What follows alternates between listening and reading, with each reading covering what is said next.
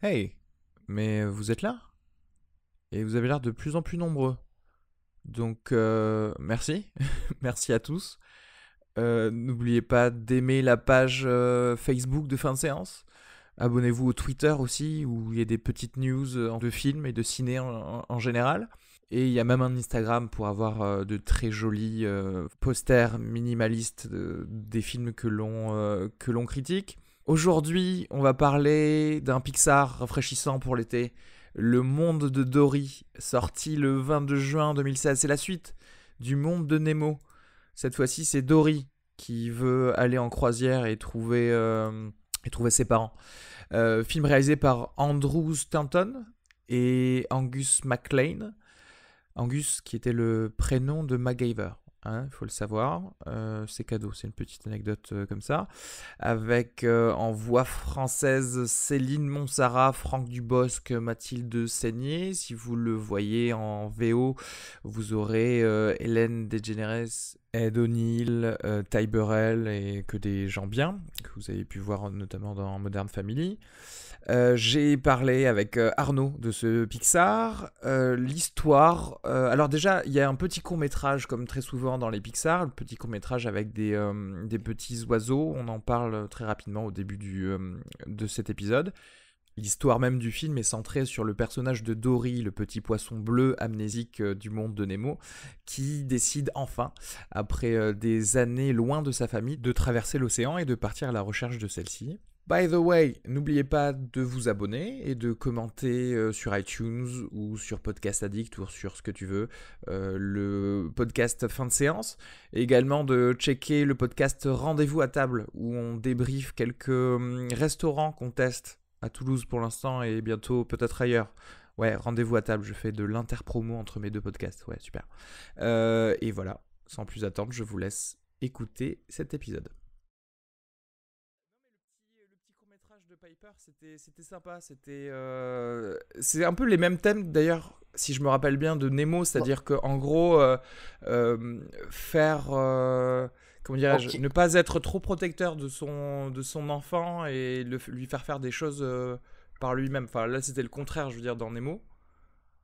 Je parle de Nemo, hein, pas de Dory. Ouais, ouais. Et je parle de Piper, tu vois, c'est-à-dire que c'était le parent qui essayait de faire, enfin le parent oiseau qui essayait de faire des choses par l'enfant oiseau, Ouais. par lui-même, et c'est cette espèce d'ouverture de perspective, puisqu'il voit un autre monde sous l'eau, et il devient un peu le Superman des oiseaux, puisqu'il arrive à leur dire à chaque fois où sont les coquillages à manger.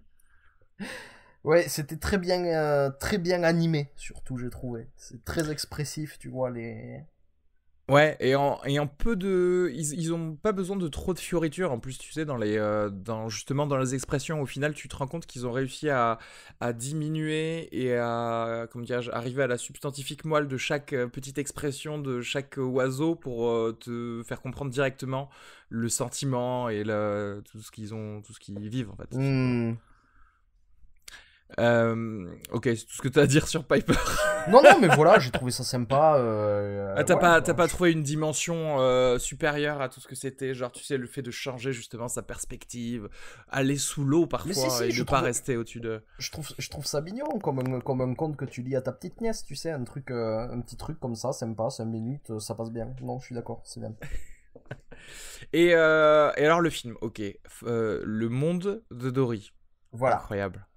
Je sais pas pour toi, mais moi le monde de Nemo, j'avais pas, enfin, c'est un, c'est un des C'est Pixar dont je me fous un peu. C'est-à-dire que c'est ça pas m'a mon pas non. préféré, non. Ouais, voilà.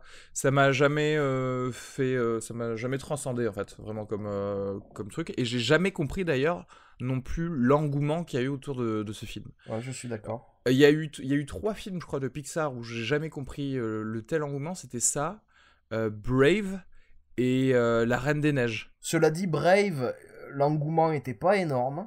T'es Il a sûr? pas eu de très très bonnes critiques. Et La Reine des Neiges, c'est un film Disney, pas Pixar. Ah, c'était pas Pixar. Mhm. Ok. Ah ouais, d'accord. Donc ils ont rien à voir avec ça, d'accord. Mais Mais après, je suis d'accord sur Nemo, par contre, qui, je crois, à ce jour, est peut-être encore leur plus gros succès. Je suis pas certain, mais. Je crois, hein, parce qu'ils ont fait 900 millions de dollars, je me souviens, Ouais, avec ouais. ça. Il y avait un truc comme ça. Et celui-ci est sorti donc vendredi. aux États-Unis. Je crois que le premier week-end, il a pété des records Mhm. déjà. Donc après voilà, c'est un film que j'ai trouvé bien, hein, c'était cool. Enfin, moi j'ai passé un bon moment, Mhm. mais je sais pas, ce sera à voir si justement il a le même type de succès ou pas que l'autre en fait, que le premier opus. Oui, et puis on va voir. Alors pour le film en lui-même, déjà premièrement, je trouve que c'est un bon film, Le Monde de Dory. Je trouve pas que ce soit un film transcendant, on va y revenir. Mais en tout cas, si tu prends la moyenne, on va dire, de la production des blockbusters hollywoodiens, c'est un film qui se situe clairement dans le haut du panier. Je sais pas ce que t'en penses, mais Oui, oui, oui, mais après c'est vrai que en général, bah oui, pour le coup, à ce moment-là, je reviendrai. Mais pour Pixar, c'est quand même toujours un petit peu au-dessus de la moyenne, excepté oui, voilà, oui, bah c'est du vrai. coup. On est par contre dans les Pixar un peu moyens. Enfin, Voilà, mais dans la voilà. catégorie des Pixar, Mais c'est-à-dire que c'est pas GG. ces derniers temps, ils ont un peu tendance à sortir des films moins intéressants.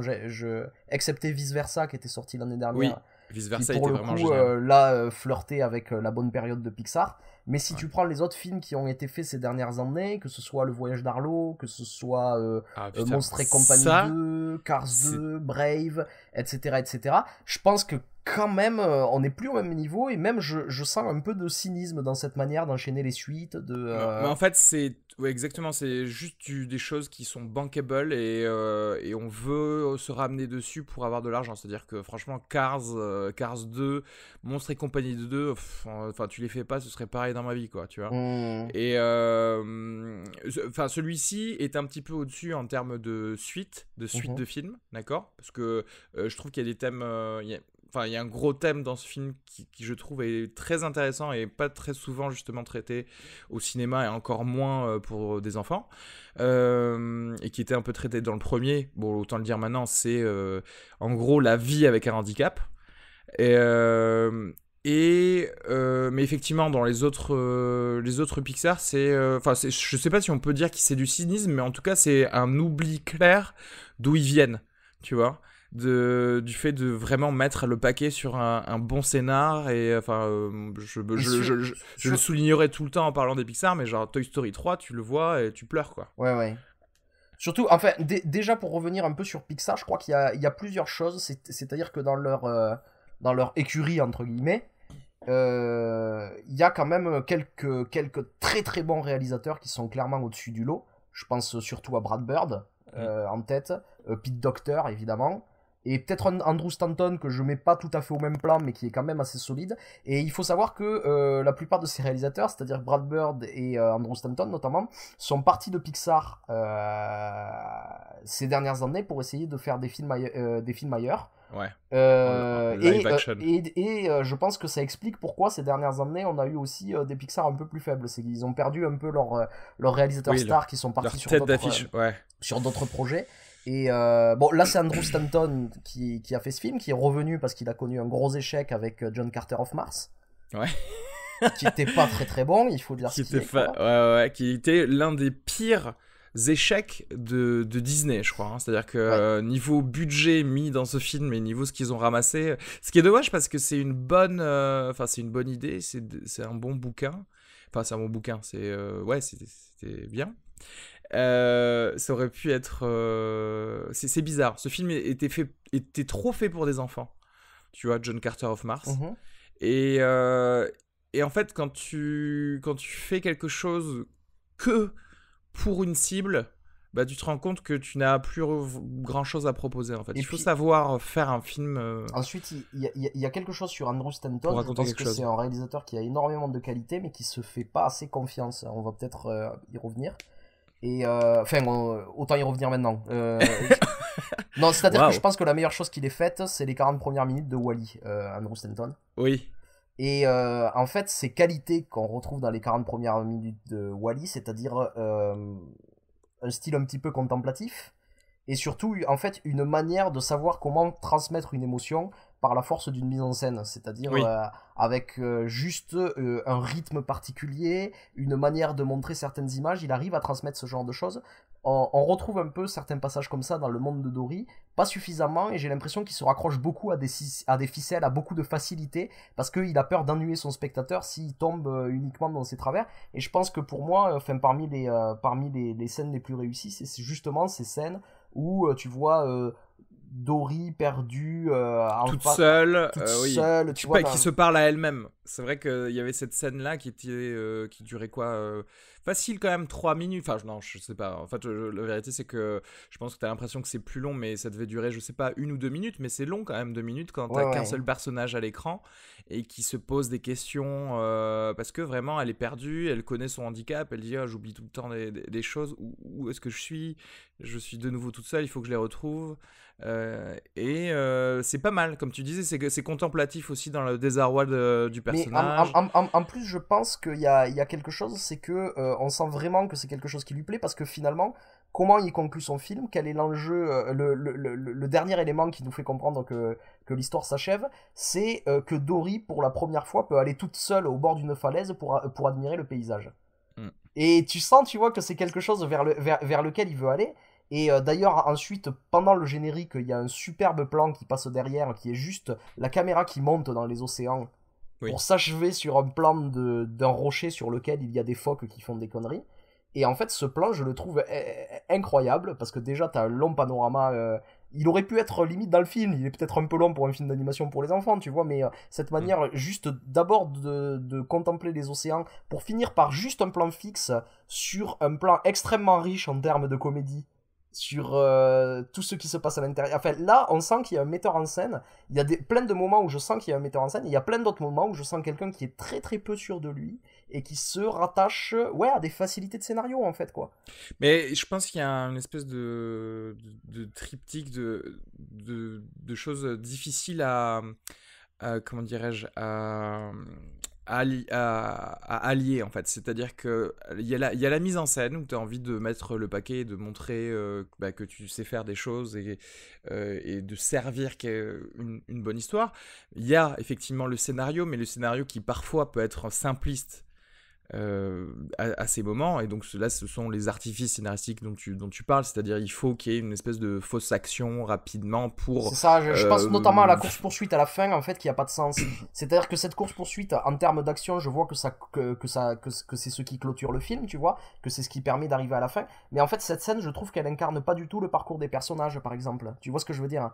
C'est-à-dire, c'est une scène d'action qu'on me greffe à la fin pour faire une dernière grande évasion, tu Ouais, le vois, climax, ouais. le climax comme ça, mais c'est pas relié. Et notamment, je pense à la fin du monde de Nemo, parce qu'il veut faire un peu la même chose. Tu sais, à la fin du monde de Nemo, il y a aussi l'évasion de chez le dentiste, là. Oui, de chez le dentiste, ouais.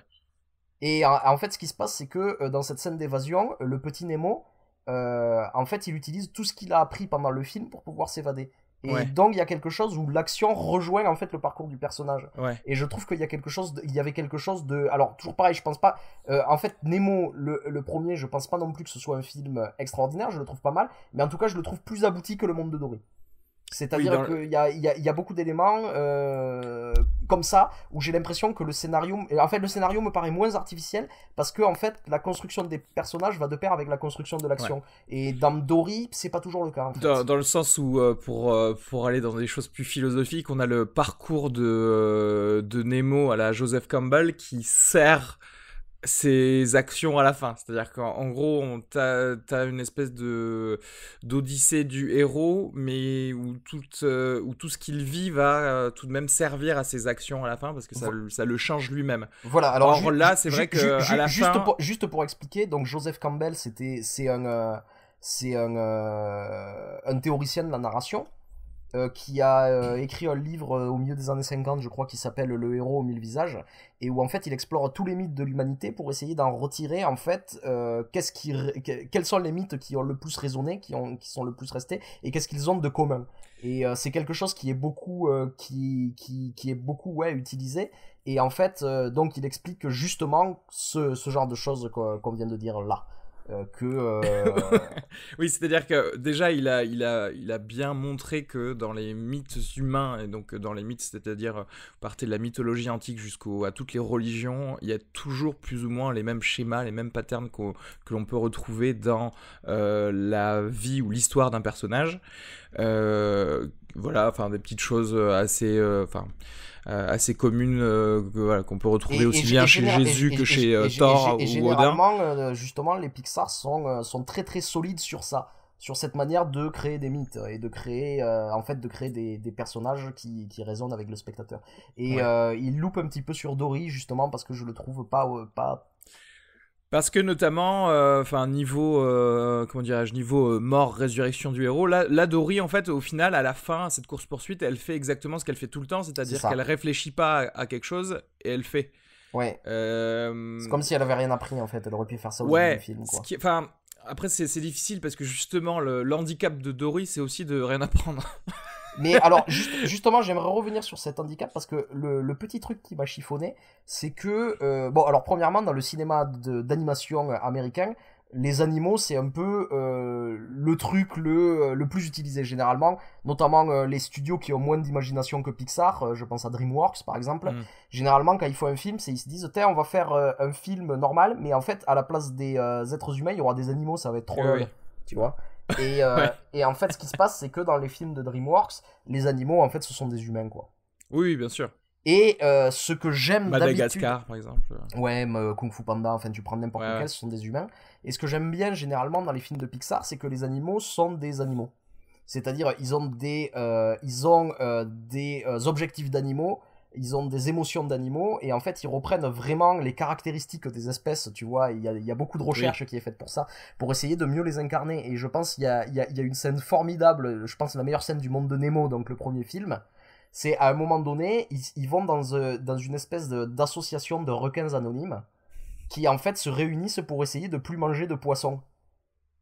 Et où ils se réunissent, chacun amène un ami poisson, et puis ils font les poissons sont nos amis. Et donc ils essaient de faire ça, mais ce qui se passe, c'est que dès qu'ils voient du sang, ils se mettent à s'énerver, ils redeviennent prédateurs, Ouais, et ouais. ils essaient de manger les poissons. Et ça, je trouve ça génial parce que c'est un vrai enjeu de requin. C'est-à-dire, c'est des requins qui essaient de plus être des requins, mais Ouais, ouais. ils peuvent pas Mais ils ont s'empêcher d'avoir ces ils instincts ont de leurs prédateurs. propres envies, ouais. Et donc, en fait, j'ai vraiment l'impression d'avoir un beaucoup plus travaillé, mais de voir un documentaire animalier où on voit les différences entre les humains et les animaux, et de voir Oui, ça parce incarné. que... Et dans le Oh, monde de Dory, je trouve qu'ils ont laissé ça un petit peu de côté. Et notamment, si je pense à ça, c'est parce que normalement, Dory, dans le monde de Nemo, s'ils lui ont donné une mémoire, une mémoire à court terme, c'est parce que l'espèce de poisson à laquelle appartient Dory n'a pas de mémoire à long terme. Et donc, ils se sont dit, tiens, c'est ce qu'on va prendre, c'était un véritable enjeu. Et or, dans le monde de Dory, ils ont changé ça, et c'est le seul poisson de son espèce à avoir ce problème. Donc, en fait, comme tu dis, c'est un film qui parle d'handicap, mais du coup, en fait, les poissons sont beaucoup plus anthropomorphisés oui, bien sûr, que dans le premier, que dans le effectivement. premier opus, et C'est-à-dire je trouve que, ça un peu dommage. en gros, dans le premier, tu arrives à une anthropomorphisation des comportements. C'est-à-dire que, par exemple, l'exemple que tu donnais pour les requins, tu pourrais te dire, je sais pas, c'est l'addiction ou les pulsions qu'un être humain peut avoir sur ses pulsions à lui. C'est-à-dire pas forcément manger du poisson, hein, je sais pas, même s'il y en a qui sont pescatariens, là, je sais pas quoi. Mais ce que je veux dire, c'est que c'est sur les comportements que l'on peut commencer à faire une sorte de métaphore, mais c'est pas sur juste un personnage qui clairement est juste un humain, mais qui a une gueule de lion, par exemple, tu sais, si on prend justement des gens dans Kung Fu Panda ou tu vois, ou Oui, des c'est choses ça, comme ça. où justement, il y a un film DreamWorks qui s'appelle Shark Tale, où en fait on suit Gang de requins, je crois en français, Ouais, et en fait où on suit des requins qui sont pour le coup des humains. un Et peu je pense que moisi, ouais. je pense que l'approche de Pixar est beaucoup plus intelligente, quoi, sur ça. Oui, c'est-à-dire quand ils vont jusqu'au bout des choix de l'animal qu'ils prennent pour tel ou tel personnage, et comme ça, au final, tu vois, ça prouve juste que ils travaillent plus leur scénario. Ouais. Enfin, en tout cas, ils l'ont plus travaillé avant. Et non, après, je comprends ce que tu veux dire, mais je comprends ce que tu veux dire. Je veux dire, pour Dory, du monde de Nemo versus Dory de maintenant. Après, bon, je t'avoue que cette espèce qui n'est pas censée avoir spécialement de mémoire à long terme, ouais, je m'en fous un peu qu'il ait prise pour juste la blague dans le monde de Nemo et que maintenant ça devienne juste un handicap personnel. Ouais, ouais, ouais. Parce qu'au contraire, là, justement. Mais si tu veux, ça en dit beaucoup sur l'approche qui a été Ouais. choisie pour faire ce film. C'est-à-dire, notamment, je suis allé te voir une interview d'Andrew Stanton là, avant d'enregistrer, et où il expliquait, alors juste pour résumer, une grande partie de l'action du film se situe dans un centre de biologie marine, où en fait les poissons vont aller dedans pour retrouver les parents de Dory. Et en fait, ce qui se passe, c'est que à la base, Pixar ils avaient envisagé de faire en sorte que le film se passe dans un parc d'attractions aquatiques, genre Ouais. SeaWorld, tu vois. Ouais.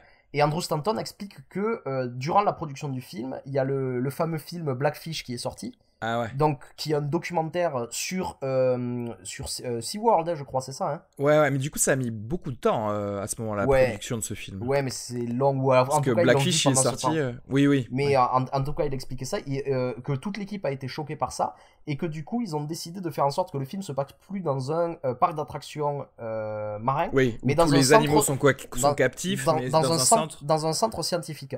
Et cela dit, on voit bien qu'ils ont changé le nom, mais je pense qu'ils n'ont pas beaucoup changé le scénario à ce moment-là, parce que ce Ouais. centre de biologie marine ressemble étrangement quand même à un parc d'attractions. Sauf qu'on a l'impression que les poissons, ils sont bien traités. Oui, c'est ça. C'est-à-dire que le but ultime de ce centre, c'est forcément, comme c'est simplement un centre d'études et même de soins pour certains poissons, c'est simplement de les remettre en liberté à la fin. Oui, mais en fait, sur leur approche, ça en dit long. C'est-à-dire qu'à ce moment-là, quand ils ont découvert ce qui se passait dans ces parcs d'attractions, plutôt que de se dire, et c'est ce que Pixar aurait pu faire, hein, on les a vus Ouais. déjà très Dénonçons courageux sur ce. Plutôt ce que de parc dire, d'attractions. dénonçons Ouais, cette industrie de l'attraction, tu vois. Essayons d'aborder ce sujet un peu grave et d'en parler aux totalement. enfants. Ils se Non, sont au dit contraire, juste, on on va va s'en modifier un éloigner. tout Ouais. petit peu pour s'en éloigner. Et je pense que ça en dit beaucoup sur la démarche du film, en fait. Parce que c'est vrai, tu as totalement raison. C'est-à-dire que, en fait, ce centre de biologie, le centre de biologie marine, oui, c'est un parc d'attractions. C'est-à-dire qu'en fait, tu y arrives et il y a des choses à regarder, quoi. Il y a un requin-baleine qui fait des bonds, un beluga qui fait ça, des conneries comme ça. Ouais, Donc, c'est ça. dans les faits, c'est des parents qui ont leurs enfants dans des poussettes et qui regardent des poissons exactement comme dans un parc d'attractions. Donc c'est vrai qu'ils n'ont pas changé Ouais. grand-chose. Oui, encore un testament sur leur peut-être petite paresse Ouais. scénaristique à ce niveau-là. Et ensuite, donc il y a quelque chose parce qu'aussi la force des films de Pixar, c'est généralement les seconds rôles. Et ici, niveau second rôle, bon, il y en a quelques-uns d'intéressants. Je pense à Hank Lapierre, Ouais. moi, qui est un beau personnage. Mais à côté de ça, les personnages secondaires qu'ils ajoutent, je les trouve pas si intéressants que ça. C'est-à-dire, il y a aussi une baleine qui s'appelle Destiny, qui a à part être myope, en fait, t'es pas vraiment un personnage mémorable, tu vois, j'ai pas l'impression d'avoir connu. Le beluga, pareil. Et en fait, et je pense qu'il y a beaucoup de second rôles comme ça qui sont sous-exploités. Je pense à l'oiseau débile aussi, ou au phoque débile. Justement, ils avaient tout un tas d'animaux handicapés qu'ils auraient pu beaucoup mieux utiliser, je pense, parce qu'il Ouais, il y a pour certains parler moments des mêmes choses, ouais, c'est vrai. pour parler de ça. Et je pense, tu vois, c'est-à-dire que il y a un oiseau débile qui en fait sert de transport pour les poissons, Hmm. où en fait ils utilisent cet oiseau pour se transporter d'un endroit à l'autre du centre de biologie marine. Et j'ai l'impression que cet oiseau, à part être con, tout ce qui fait, tout ce à quoi il sert, c'est de servir de Deus Ex Machina pour aider les poissons quand ils en ont Exactement. besoin. Et Et alors que, en fait, même la manière dont il est animé et tout ça, il y avait un personnage qui aurait pu être magnifique là, tu Et vois. c'est Qui aurait dommage parce pu, que je m'attendais à ce qu'il se passe un truc justement quand les lions de mer disent au père de Nemo, marin, ils lui disent regarde l'oiseau dans les yeux et il faut que tu te synchronises avec l'oiseau. Et donc il y a le père de Nemo qui commence à faire des bruits ou des trucs comme ça. Et tu vois petit à petit les yeux de l'oiseau se synchroniser avec lui. Et je pensais qu'il allait se passer une espèce de connexion entre du coup le poisson et l'oiseau une fois synchronisés, qui serait qu'en fait le père de Nemo puisse communiquer avec l'oiseau comme s'il pouvait communiquer normalement, alors il apparaît comme complètement débile au départ. Ouais. Tu vois, et ça aurait été cool de se dire, en fait, ne pas préjuger du handicap de quelqu'un, c'est si tu arrives à se mettre plus ou moins à sa longueur d'onde, au bout d'un moment, tu peux communiquer avec ça. Et en fait, non, pas du tout. C'est juste, mets-toi... Surtout que connaissant Pixar, j'étais en train de me dire, ah ouais, on va avoir vraiment un oiseau qui fait des conneries, qui abandonne son poste, son poste, ce qu'on voit un petit peu, tu vois. Mais ça aurait été intéressant s'il y avait eu une vraie interaction entre les deux, c'est-à-dire voir ce vrai pigeon qui est con, qui a une tête de pigeon, qui fait des trucs de pigeon, mais qui peut être attachant quand même. Enfin, tu vois ce que je veux dire. Et là c'est vrai que, tu te souviens, ce qu'on disait pour Giulietta, de certains personnages secondaires qu'il y a dans le cinéma, qui sont effectivement là juste pour donner des Deus Ex Machina, ou l'exemple que j'avais donné, c'est toujours avoir l'officier noir à appeler quand tu veux faire avancer ton enquête et que tu t'appelles John McClane, tu sais. Ouais. Et là, c'est un peu le cas. C'est-à-dire qu'en fait, rien n'est développé dans les personnages secondaires. C'est juste pour aider à faire ceci ou cela, avancer ou se déplacer, etc. Et ils sont juste heureux de le faire, et du coup, ça me sert à rien. Sauf Hank, quoi. Il y a que Hank qui a une personnalité. Qui est développé, mais tous les autres, relation, c'est-à-dire que même la baleine et le beluga, par exemple, pourquoi ils aident Dory? Parce qu'ils sont sympas. Oui, pourquoi les phoques aident Marin et Nemo à l'extérieur Parce qu'ils sont sympas. Alors que tu pouvais le faire mieux, parce que il y avait un des personnages aujourd'hui, je veux dire, enfin dans ce film, qui existait dans le monde de Nemo, qui était la tortue, qui avait aidé donc le père de Nemo à rejoindre C'était un super personnage. Nemo. Et dans le 1, c'est un super personnage, parce qu'il y a aussi tout ce truc de justement migration, et enfin en gros il y avait eu des discussions en fait, tout simplement, entre Marin et cette tortue. Et donc c'était pas, je t'aide certes parce que je suis sympa, mais il y a aussi une espèce d'avancée dans le personnage, parce que voilà, il commençait à apprendre comment dirais-je, des choses sur la famille, le fait de se déplacer, le besoin aussi de voir du monde, ce que justement le père de Nemo ne refusait à Nemo dans le premier épisode. Donc tu vois, il y avait une inscription d'un personnage dans aussi l'Odyssée du héros, et là effectivement tout le monde est juste là pour te servir, en gros. Oui, c'est ça. Et alors qu'ils auraient pu être intéressants, enfin il y a des amorces de beaux personnages, j'ai l'impression, tu vois, dans les phoques, dans tout ça, et en fait c'est pas utilisé, ça c'est dommage. Et en fait, pour revenir un peu sur les démons d'Andrew Stanton, c'est que j'ai l'impression que plutôt que de laisser parler ces images, je pense à la fin du film, on a tout un tas de séquences où en fait les personnages nous énoncent les leçons que les personnages sont censés avoir retenues du film. Et il y a ces séquences qui s'enchaînent, et en fait j'en ai pas besoin, c'est beaucoup de prêchi-prêcha, et j'aurais aimé que l'histoire se déroule de manière beaucoup plus organique et que je comprenne ces leçons sans qu'on ait besoin de me les expliquer. Et à la fin, il y a énormément de scènes comme ça qui s'enchaînent, où on nous explique pourquoi la famille c'est important, pourquoi c'est bien d'avoir des amis, pourquoi machin, et c'est dit à haute voix, et je trouve ça un petit peu dommage en fait, quoi. Parce que en fait tu vois, parce que là je me mets à la place de quelqu'un qui pourrait contre-argumenter et dire oui mais tu comprends, il y a aussi des enfants, il faut leur expliquer ce genre de choses. Justement, mais les enfants ils peuvent comprendre très bien de manière organique ce genre de choses. C'est-à-dire que de manière empathique, ils peuvent déjà non seulement plus rapidement comprendre, mais aussi dans les dialogues, dans les paroles justement, au lieu de souligner très longuement tout ça, tu peux te permettre d'être un peu plus concis et d'être plus pertinent dans justement les paroles des personnages, pour que t'aies pas l'air justement de souligner tout en parlant du thème général de la famille, etc. Et c'est vrai que ce serait plus amené.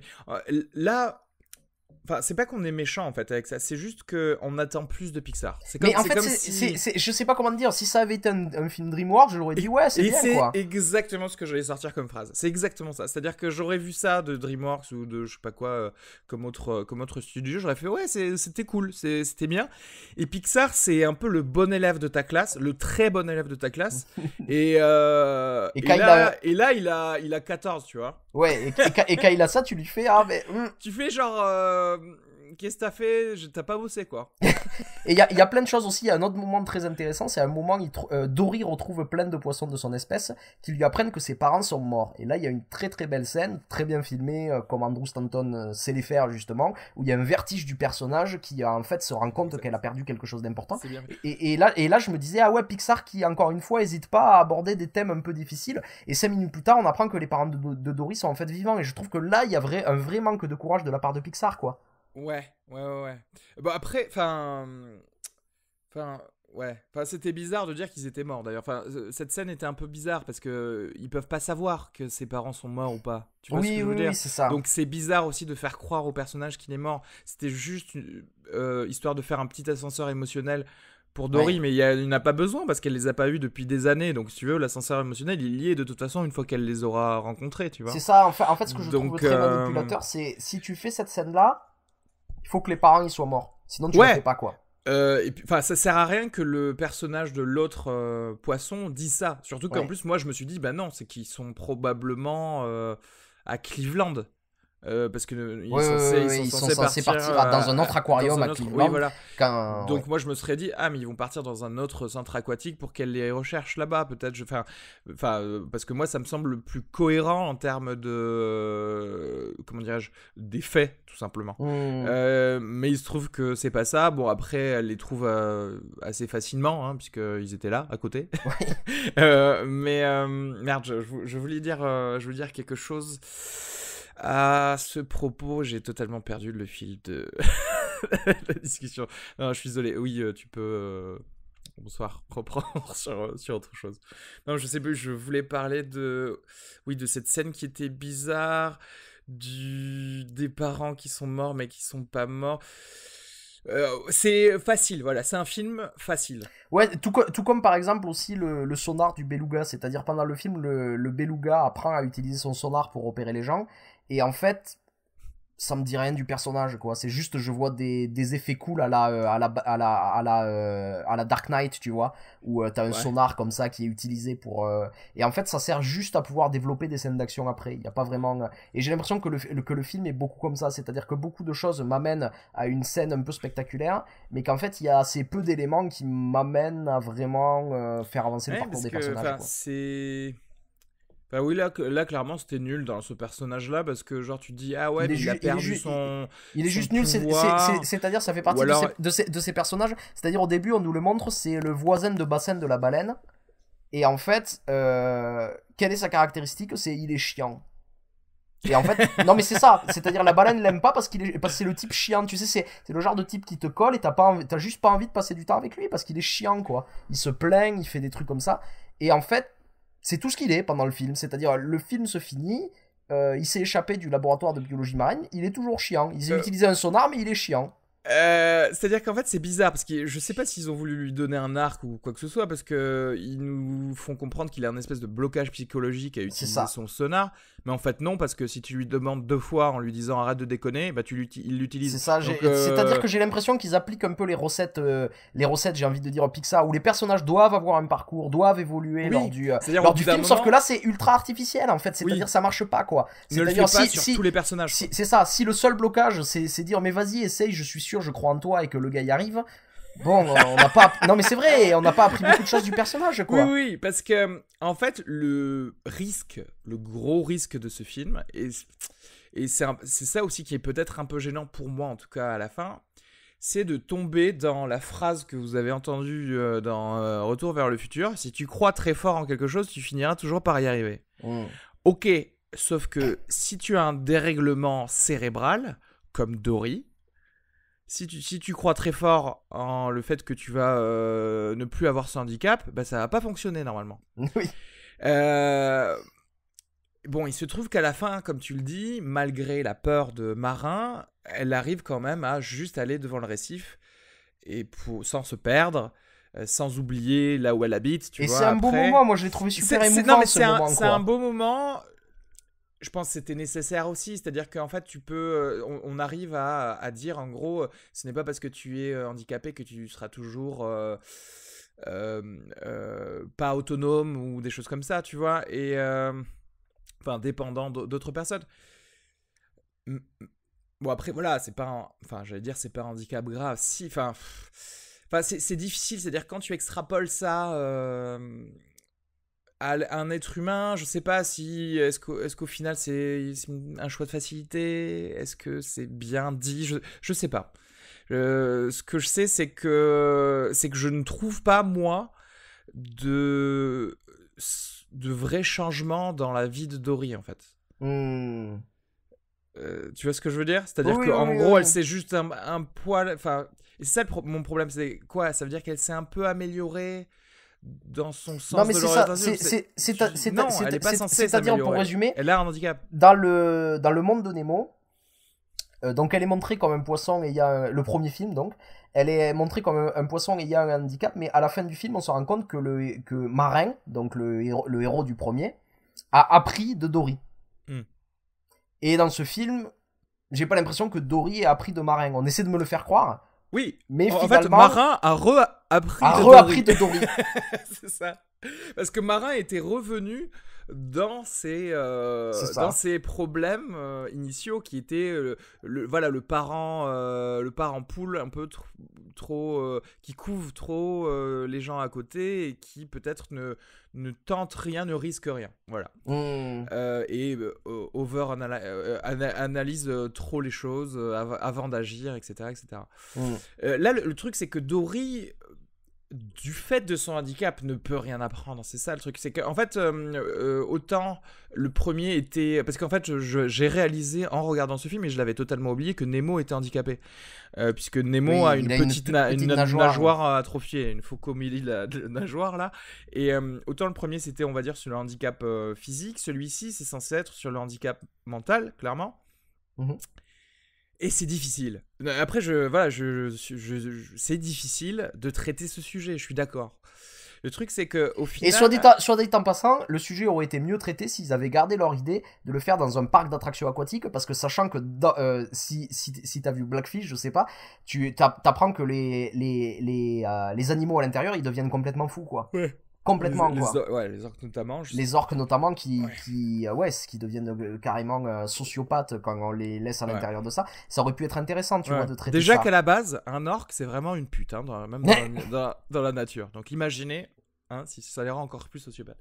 Non, non, mais euh, oui, et en fait, peut-être que ils ont, mais c'est ça le problème, c'est que si je commence si je commence à analyser trop le film pour essayer de le sauver, je me dis, ils ont pas fait leur boulot Non, correctement. mais c'est ça, mais C'est-à-dire que, parce qu'après. attends, je finis juste, Ouais, vas-y. parce qu'en fait, tu te dis que là, c'est pas le personnage de Dory qui a vraiment évolué, mais ça pourrait être à ce moment-là son entourage. C'est-à-dire, encore une fois, Marin qui va commencer peut-être après cette fin et après ce film à lui faire plus confiance. C'est-à-dire que, en gros, amener le handicapé mental à acquérir une certaine autonomie qui lui permettrait quand même tu vois, de s'épanouir un petit peu dans la société, tout en ayant conscience d'avoir besoin d'aide. Mais le problème, c'est que si je commence à essayer de sauver le film comme ça, en essayant de me dire peut-être qu'ils ont voulu nous dire que, c'est qu'ils ont mal fait leur boulot, quoi, encore une fois. Ouais, ouais, non, mais je suis d'accord. Et après, j'en retire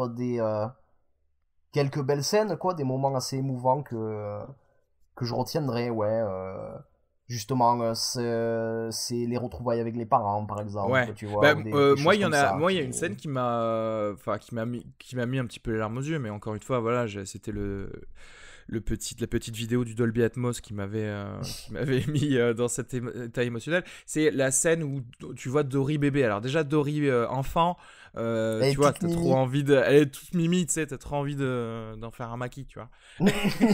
Et en fait, elle entend une discussion de ses parents où sa mère pleure parce que elle se dit, mon Dieu, mais qu'est-ce qu'on va faire de Dory? Elle pourra jamais rentrer dans la société. Et ça, c'est typiquement une discussion que ont eu et auront tous les parents d'enfants handicapés, tu vois. Ouais, ouais. Cette peur à la fois du rejet, mais aussi de la simple dépendance totale de cet enfant dans la vie de tous les jours. Et d'ailleurs, c'est cette scène qui a initié le voyage de Dory, parce qu'au final, c'est en voulant se prouver qu'elle s'est perdue, en voulant se prouver à ses parents, c'est-à-dire en ramenant un coquillage violet, parce que sa mère adore les coquillages violets, que le personnage de Dory s'est perdu et donc a disparu aux yeux de ses parents. Et oui, cette scène, elle était... Enfin, tu vois, c'est en 30 secondes, j'ai trouvé que c'était plein d'émotions, parce que c'était vraiment génial, je trouve. T'as les deux côtés, tu ressens des émotions pour les parents, mais pour Dory aussi, parce que tu te dis, oh mon Dieu, qu'est-ce que ça doit être difficile d'assister à une telle discussion. Et en même temps, tu sais, t'es avec elle derrière pour qu'elle aille se prouver à sa mère. Donc, il y a plein de... C'était très bien. C'est vrai qu'il y a des moments, quand même, des petites pépites qui jonchent un peu tout ça. Ouais. Au milieu de DreamWorks, tout simplement. C'est ça. C'est du DreamWorks entrecoupé de quelques instants de Pixar, quoi. Voilà, après, c'était fun, encore une fois, et on est peut-être un peu plus... on en attend plus de Pixar, parce qu'ils nous ont habitués à clairement plus. Oui, grosso modo, j'ai quand même passé... j'ai passé une super soirée, oui, quoi, franchement, oui. Ouais, moi, j'ai passé un bon moment. Voilà, j'ai souri, j'ai rigolé, j'ai fait « haha, c'est drôle ». La pieuvre Hank est géniale. C'est un peu l'espion, parce qu'une pieuvre peut changer de... J'ai appris, figure-toi, que les pieuvres avaient une intelligence supérieure à celle d'enfants en bas âge. À peu près à 6 ans, un truc comme ça. Waouh. Et que donc voilà. C'était donc le personnage le plus intelligent qu'on ait vu de tout ce film. Et ouais, en gros, c'était sympa. On s'attend toujours à mieux, parce que quand ils nous ont fait des choses comme Là-haut, quand dans Là-haut, avec 0 phrase au début de ce film, ils arrivent à faire pleurer 90% des gens et à raconter une histoire d'un couple. Comment en 5 minutes ils font plus que certains films dans toute leur durée, quoi. Tu vois, tu peux pas, c'est comme si, je sais pas, c'est comme si tu disais que pour moi, voilà, je sais pas, Kubrick ou des gens ou des sommités font un film vraiment trop moyen, en fait. Ouais, c'est ça. Et encore une fois, je dis moyen avec péjorativité, mais en fait, c'est pas moyen si tu le prends par rapport au reste de la production. Au reste de la production en général. C'est-à-dire que, encore une fois, en tant que blockbuster d'animation, c'est meilleur que la plupart, tout simplement. Ouais. Combien de miam Écoute, de sushi tu donnes? J'y mets 2,5, et je rappelle, c'est une bonne note, 2,5. Ça veut dire que tu passes un bon moment, c'est un film sympa. Voilà. Je mets la même chose. Ouais, je sais pas si t'as vu, mais à partir de The Witch, je me suis mis plus ou moins à ton degré d'évaluation, parce que t'es obligé, en fait, si tu veux être plus fin dans les bons. C'est ça. Et plus fin dans les mauvais, d'ailleurs. Ouais. Mais ouais, 2 miam et demi. Donc nous sommes d'accord là-dessus. Bravo. Je te serre la main via Skype. Pareil. Serge de main virtuelle. Parfait. Bon, bah écoutez, on vous dit à la prochaine alors. À la prochaine. Allez, salut.